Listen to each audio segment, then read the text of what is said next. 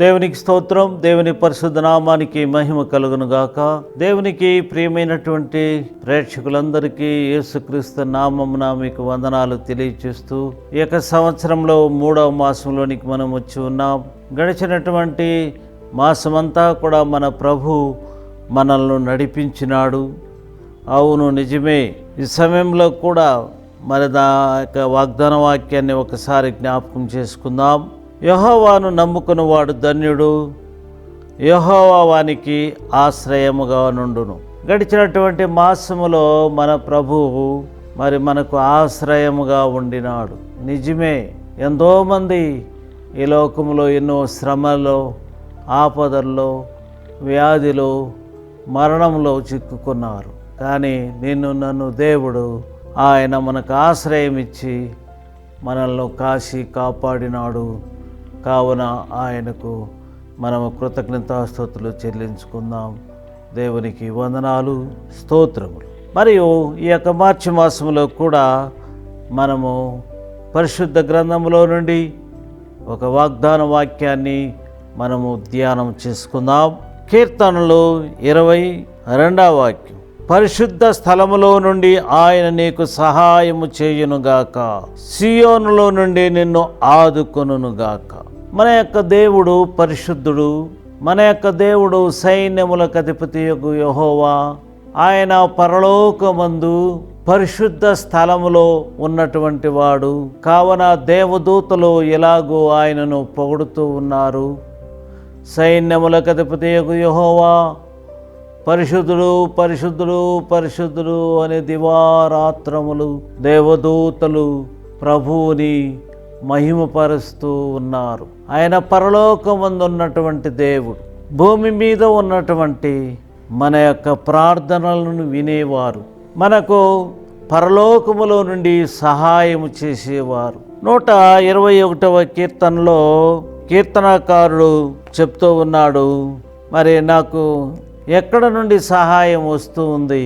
కీర్తనకారుడు చెప్తూ ఉన్నాడు, భూమి ఆకాశములను సృజించిన యెహోవా వలననే నాకు సహాయము దొరుకుతుందన్నాడు. కాబట్టి అక్కడ ఒక క్వశ్చన్ మార్క్ని చూస్తూ ఉన్నాం. ఏమంటే, కొండల తట్టు నేను కన్నులెత్తుతూ ఉన్నాను, నాకు సహాయం ఎక్కడి నుండి వచ్చును? కాబట్టి ఇక్కడ కీర్తనకారుడు చెప్తున్నాడు, కొండల తట్టు నా కన్నులెత్తుతూ ఉన్నాను, నాకు సహాయము ఎక్కడ నుండి వస్తుంది అనే ఒక ప్రశ్న వేస్తూ ఉన్నాడు. కాబట్టి దేవునికి ప్రియమైన వారులారా, మనకు సహాయం కావాలంటే మనుషుల యొక్క సహాయము వ్యర్థం. మనకు సహాయం చేసేవాడు మన యొక్క దేవుడు. ఆయన మరి కీర్తనకారుడు 122లో చెప్తూ ఉన్నాడు, భూమి ఆకాశములను సృజించిన యెహోవా వలననే నాకు సహాయము లభిస్తుంది అంటున్నాడు. కాబట్టి మనకు సహాయం ఎక్కడి నుండి వస్తుంది? మన ప్రభు దగ్గర నుంచి మనకు సహాయం దొరుకుతుంది. కాబట్టి దీనికి కొన్ని వచనాలని మనం చదువుకుందాం. ఎలుగెత్తి నేను యెహోవా మొరపెట్టినప్పుడు ఆయన తన పరిశుద్ధ పర్వతము నుండి నాకు ఉత్తరం ఇచ్చెను. నేను ఎలుగెత్తి యెహోవాకు మొరపెట్టినప్పుడు ఆయన తన పరిశుద్ధ పర్వతము నుండి నాకు ఉత్తరం ఇచ్చెను. ఆమేన్, హల్లెలూయా. కాబట్టి మనకు ఉత్తరం, మనకు జవాబు, మన ప్రార్థనలకు బదులు ఎక్కడి నుండి వస్తుంది? ఎలుగెత్తి నేను ప్రార్థన చేయగా ఆయన పరిశుద్ధ స్థలంలో నుండి నాకు ఉత్తరం ఇచ్చినాడని కీర్తనకారుడు 3:4 తెలియచేస్తూ ఉన్నాడు. హల్లెలూయా. ఇంకా మనము చూసినప్పుడు 1 సమూయేలు 7:12లో, అప్పుడు సమూయేలు ఒక రాతిని తీసి మిస్పాకును షేనుకును మధ్య దానిని నిలిపి యెహోవా సహాయము చేసినని చెప్పి దానికి ఎబెనేజరు అని పేరు పెట్టెను.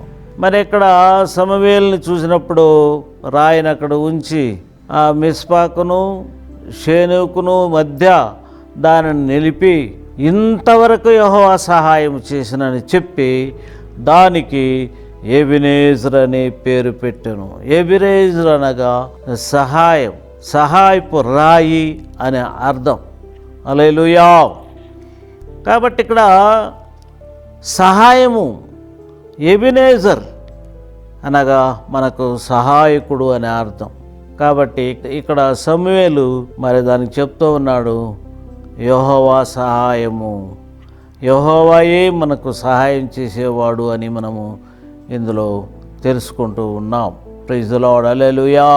కాబట్టి మనం ఎలుగెత్తి ప్రార్థన చేస్తే మనకు ఉత్తరం ఇచ్చే దేవుడు. మరి ఆయన సహాయకరమైన కేడెము. ద్వితీయోపదేశకాండం 33:29 ఎలా జల్లవిస్తూ ఉన్నాడు, ఆయనే మనకు సహాయమును మనకు కేడెమునై ఉన్నాడు అనే కీర్తనలు 33:21. ఇశ్రాయేలు వారలారా, యెహోవాను నమ్ముకొనుడి, ఆయన వారికి సహాయము, వారికి కేడెం. కాబట్టి ఇశ్రాయేలీయులకు తెలియచేస్తున్నాడు, ఇశ్రాయేలీయులారా యెహోవాను నమ్ముకోండి, ఆయన వారికి సహాయం, వారికి కేడెము. కాబట్టి దేవుని నమ్ముకున్నటువంటి వారికి ఆయన సహాయము, వారికి కేడెమునై ఉన్నాడు, కాపుదలగా ఉన్నాడు. ఆమేన్, హల్లెలూయా. కావున 115 కీర్తనలు 9 ఇలా చెప్పబడి ఉంది, నా సహాయము నీవే. 27:9 చెప్తూ ఉన్నాడు. కాబట్టి మనకు సహాయం చేసేవాడు ప్రభువే అని కీర్తనకారుడు 27:9 చెప్తూ ఉన్నాడు. యెహోవా నా ఆశ్రయము, నా కేడము, నా హృదయము ఆయన యందు నమ్మిక ఉంచెను, నాకు సహాయం కలిగను, కావున నా హృదయము హర్షించుచున్నది. యెహోవా నాకు ఆశ్రయంగాను కేడెముగాను ఉన్నాడు, ఆయన యందు నేను నమ్మిక ఉంచిన, నాకు సహాయం ఆయనే, నాకు సహాయము కలిగెను, కావున నా హృదయము హర్షించుచున్నది అని కీర్తనకారుడు 28:7 చెప్తూ ఉన్నాడు. కాబట్టి ఆయన మనకు సహాయంగా ఉన్నాడు, ఆయన మనకు కేడెంగా ఉన్నాడు. కాబట్టి నా హృదయం ఏమవుతూ ఉందంటే సంతోషిస్తూ ఉంది, హర్షిస్తూ ఉంది. ఆయనే నాకు సహాయం అని కీర్తనకారుడు తెలియజేస్తూ ఉన్నాడు.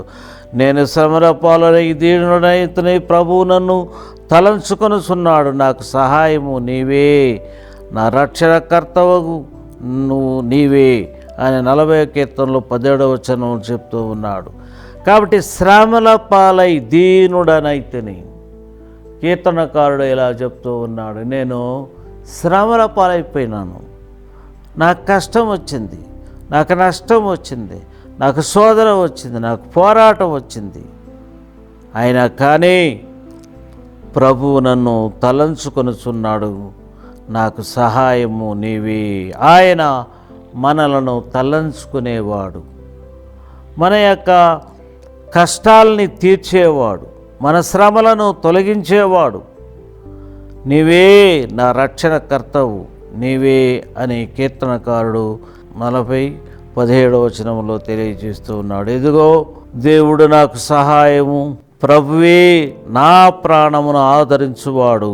కాబట్టి ప్రభువే నాకు సహాయము, నన్ను ఆదరించువాడు, నీకు సహాయం చేయవాడును నేనే అని ఏషియాలో 41:10 సెలవిస్తూ ఉన్నాడు. యాకోబుతో కూడా దేవుడు ఇలా మాట్లాడుతూ ఉన్నాడు, హల్లెలూయా. ప్రభువు నాకు సహాయం చేస్తున్నాడు గనుక నేను సిగ్గుపడను. ప్రభువు నాకు సహాయం చేసేవాడుగా ఉన్నాడు కాబట్టి నేను ఈ లోకంలో సిగ్గుపడను, దేనికి భయపడను. ధైర్యమును, విశ్వాసమును ఇచ్చే దేవుడు మన యొక్క పరలోకపు దేవుడు అని మనం ఇక్కడ చూస్తూ ఉన్నాం. నీ కుడి చేయి నన్ను ఆదుకొనును. కాబట్టి ఇక్కడ ఇంకొక విషయాన్ని తెలియజేస్తున్నాడు, సియోన్లో నుండి నన్ను ఆదుకొనుగాక. ఆమేన్, హల్లెలూయా. మన దేవుడు సియోను నివాసి, ఆయన సియోన్లో నుండి మనల్ని ఆదుకుంటాడు. నీ సమస్య ఏది, నీ కష్టమేమి, నీ బాధలేమి, నీవు దేవునికి తెలియచేసినప్పుడు ఆయనే నిన్ను ఆదుకుంటాడు. నీ భారము యెహోవా మీద మోపము, ఆయనే నిన్ను ఆదుకొనును. నీతిమంతులను ఆయన ఎన్నడను కదలనీయుడు. ఆమేన్, హల్లెలూయా. కీర్తనలో 55:22 ఇలా చెప్పబడి ఉంది, నీ మార్గము యెహోవాకు అప్పగింపము, నీవు ఆయనను నమ్ముకొనుము, ఆయన నీ కార్యములను నెరవేర్చును. ఆయన మిమ్మల్ని గూర్చి చింతిస్తున్నాడు కనుక మీ చింత యావత్తు ఆయన మీద వేయుడి. పేతురు 5:7. ప్రభు కన్నులు నీతిమంతుల మీద, ఆయన చెవులు వారి ప్రార్థనల వైపు ఉన్నవి. ప్రభు ముఖము కీడు చేయు వారికి విరోధముగా ఉన్నది. పేతురు 3:12. ఆ నీతి అను నా దక్షిణ హస్తముతో నిన్ను ఆదుకొందును, నీ దేవుడైన యెహోవాను నేనే, భయపడకుము, నేను నీకు సహాయము చేసి వాడను అని యెషయా గ్రంథం 41:18 ఇలా తెలియజేస్తూ ఉన్నాడు. మనకు సహాయం చేసేవాడు మన ప్రభువు మాత్రమే. మనల్ని ఆదుకునేవాడు మన యేసయ్య మాత్రమే. ఆయన 2000 సంవత్సరాల క్రితం ఈ లోకంలో నీ కొరకు నా కొరకు సిలువలో మరణించి రక్తాన్ని కార్చి సమాచేయబడు 3వ రోజు సజీవుడిగా లేచాడు. ఎందుకంటే మనకు సహాయం చేయడానికి, మనల్ని ఆదుకోవడానికి, మనల్ని ఆదరించడానికి, మనల్ని విడిపించడానికి, మనల్ని రక్షించడానికి, మనకు మేలు చేయడానికి ఆ యేసయ్య ఈ లోకానికి వచ్చాడు. కావున ఆ యేసయ్య మీద నమ్మిక ఉంచినప్పుడు మనకు సహాయం దొరుకుతుంది. ఆయన యందు విశ్వాసం కలిగి ఉన్నప్పుడు మనల్ని ఆయన ఆదుకుంటాడు, ఆదరించాడు. ఇలాంటి మంచి దేవుడు మనకున్నాడు కాబట్టి ఆయనను విడవకుండా, ఆయనను మరి గట్టిగా పట్టుకొని విశ్వాసం జీవితంలో ముందుకు సాగిపోయినట్లయితే ఆయన మనల్ని తప్పకుండా కాపాడి ఆదరించి నడిపించేవాడుగా ఉన్నాడు. మరి దేవుని యొక్క రాకడ కొరకై కూడా మనల్ని సిద్ధం చేసేవాడుగా ఉన్నాడు. దేవుడి వచనాలను ఆశీర్వదించును గాక. ఆమేన్. ప్రార్థన చేసుకుందాం.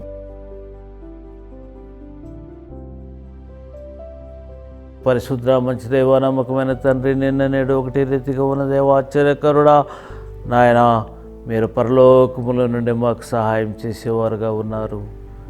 మమ్మల్ని ఆదుకునే ప్రభువుగా ఉన్నారు. ఇలాంటి మంచి ప్రభు మాకు మీరు ఉన్నందులకై స్తోత్రం. మమ్మల్ని మేము తగ్గించుకుంటున్నాం నాయన. మా ప్రార్థనలు ఆలకించే దేవుడు అయి ఉన్నావు. మమ్మల్ని రక్షించే ప్రభువుగా ఉన్నారు. ఇలాంటి మంచి ప్రభు మీరు మాకు ఉన్నందులకై నిన్ను స్తుతిస్తూ ఈ మాసమంతా నీ కృప అనేది మాతోనూ ఈ ప్రేక్షకులందరితో కూడా ఉండి నడిపించమని యేసు నామమున వేడుచున్నాం తండ్రి. ఆమేన్.